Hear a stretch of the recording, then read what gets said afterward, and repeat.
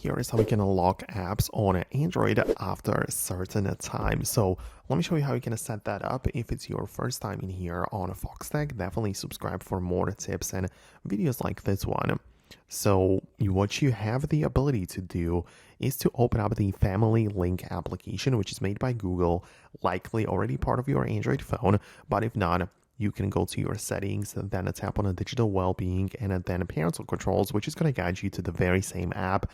Perhaps it's going to allow you to update it in here if it doesn't work or something, but this is the place you want to get into. Inside of this app, and at the bottom, you can see the controls. So you can decide if some specific things are supposed to be blocked, like specific websites or something. But at the bottom, you have three things. You have controls, location, as well as screen time.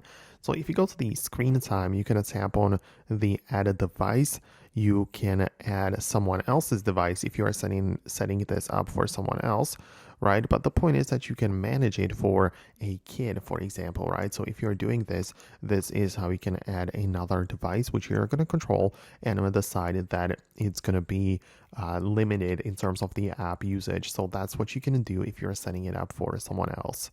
But outside of that, inside of the digital well-being section, you also have the app timers, which you can tap on the plus and choose another app, which you're going to limit at this time. It's on this application. You can pick a category or a specific app like this, and you can decide that you set a timer for a couple of minutes for those selected days, and after that time the app is not going to work. So that's like the whole point behind it, and that's how you can unlock it.